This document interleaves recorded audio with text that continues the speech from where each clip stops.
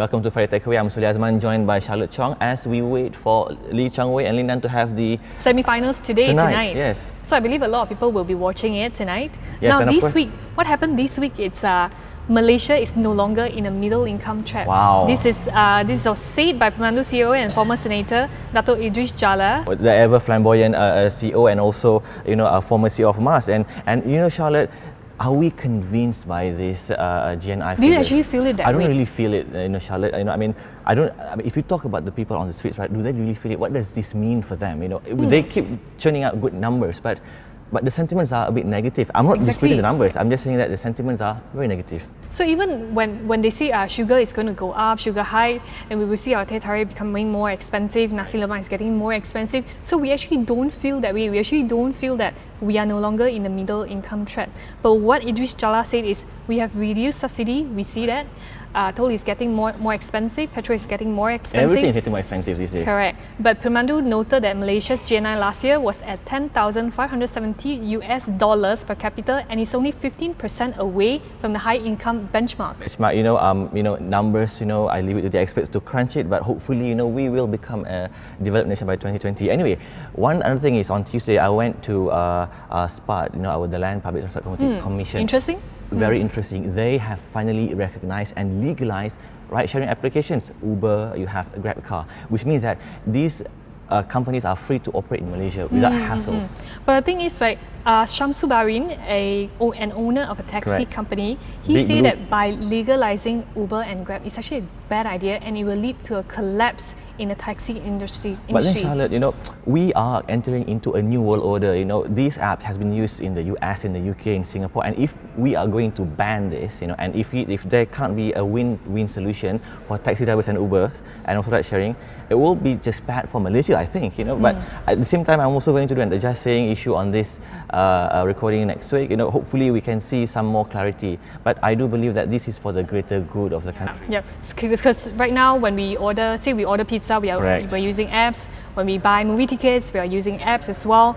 So I think local and taxi industry, they have to find a way to fight, to compete with Uber and Grab car, to become more efficient. Healthily. Correct. And of course we have this 1MDB, the never-ending issue. What is the news, Charlotte? So yesterday, actually, Yeo Jia Wei, this former banker at BSI in Singapore, he was hit with 2 additional charges, and he has been described by prosecutors as having played a central role in facilitating the transfer of money in 1MDB.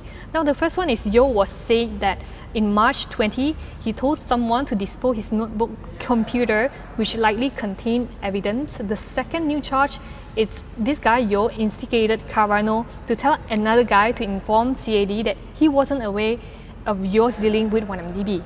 Yes, of course. And today, Charlotte, because of this never-ending issue, it has been said to be affected a lot of things. And today, if you look into our paper, the cover says that Afin Huang believes that Malaysia is free of, from the 1MDB issues. Yep, I read that report yesterday actually. So what he said is the negative impact of 1MDB has been factored into KLCI. Correct. So we wouldn't see a major fluctuations coming out from 1MDB regarding to the performance of KLCI. Now, Monetary Authority of Singapore, MAS, has blocked Falcon Private Bank also because of 1MDB. This bank, Falcon, is actually one of the banks that are being investigated by Singapore Central Bank because they may have breached anti-money laundering rule. Well, this is not surprising because last week, a few weeks back, the Monetary Authority of Singapore has also been saying that several banks have been reprimanded for facilitating certain trade or transactions involving 1MDB. That is alleged by Monetary Authority of Singapore. But anyway, we hope that this debacle will be resolved. Moving on to Bursa Malaysia, KLCI was 1,678.8 points at last Thursday's closing. So KLCI is expected to close higher today, but this morning when you check, it was at 1,694 points. KLCI expected to close higher today because of the gains seen in most markets yesterday, and also what happened with Fed minutes coming out a couple of days ago. It actually said that a lot of investors actually hope that actually predicted that Fed wouldn't increase the interest rate by the end of this year. Yeah, of course, I think the central bank will continue to color the stock markets around the world. Moving on to ringgit. Ringgit now strengthened to 3.99 after the Fed meeting yesterday. It is now still at 4, one of the Asia's worst performing currencies. Hopefully it will be recovering by the end of this year. Oil prices, Charlotte? So I think ringgit is actually going up. Oil prices going up as well. Prices is up today to $50 a barrel. First time in 6 weeks. Right. So actually, we talked about oil prices being a new normal. His Bain & Company says that oil prices in the next 5 years is going to enter a new normal, which means in the next 5 years it is going to stay between 40 to 50 US dollar per barrel as the world grapple with the glut and the oversupply in the industry. When we look at oil prices a couple of years ago, it was actually at 100 US dollar a barrel. But gone are those days, Charlotte. We won't see, at least according to the Saudi royal prince, that oil price will hover at 100 US dollar per barrel. This will definitely hurt our oil revenue, Sulhi. Right, moving on to IGB Corp Berhad, share price was up 6.72% from August 11 to RM2.70 today, closed unchanged. I've been trading unchanged, selling the 20-year-old Renaissance KL to Ventura International for 765 million ringgit. So I really hope Ventura International will refurbish the building, because I think it looks rather not too old, but I think it's time for them to refurbish.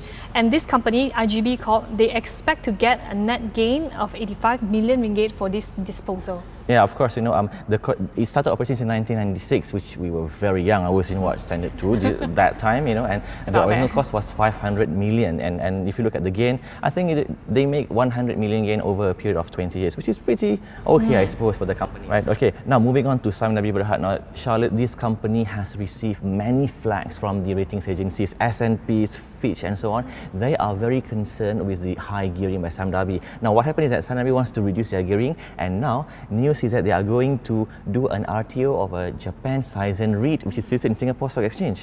And TA Research actually rolled up a report yesterday, and they maintain a sell rating with unchanged TP of RM7.71 on Sime Darby Berhad. Okay, moving on to Paramount Corporation Berhad. This is a company that owns KDU College Damansara Utama, or KDU University College. Now, share price up 4.4% to RM1.42 yesterday, from RM1.36 on August. At 10 a.m. today, it was unchanged at RM1.42. Now, it was boosted by the second quarter earnings, wasn't it? Which went up by 70%. Almost 24 million from 14.1 million ringgit. Revenue was up 26% as well to 145.3 million ringgit. They announced an interim single dividend of 2.5 cents. So basically, property division and education division as well. Property division saw a 39% jump in revenue in the second quarter. Now, going on to aluminium company of Malaysia, Alcom. It has received a rather interesting takeover from Kianju factory owners. It's actually by Alcom is Kianju MD Yojin Ho. They have received a takeover offer of 61 cents per share. But today, when we last checked, the Alcom shares was actually traded at 76.5 cents, which is 25.4% higher than the offer price. Well, this move is going to make Kianju to venture into manufacturing and trading of the products, including aluminium sheet and foil. Now, for the week ahead, Proton is going to launch its second generation new, of Proton Persona next Tuesday, in fact. The question is, how is Proton going to compete with Produa? And more importantly, how can both Proton and Produa maintain the market share as they lose out to non-national car makers? And that's what we have today, folks. I'm Sulhi Azman, joined by Charlotte Chong. For more information, you can always log on to our website at www.thehmarkets.com, or grab a copy of The Edge Financial Daily, where it is still selling hot at some stores, or wait for The Edge Weekly, which will be out tomorrow. Have a good weekend and good luck.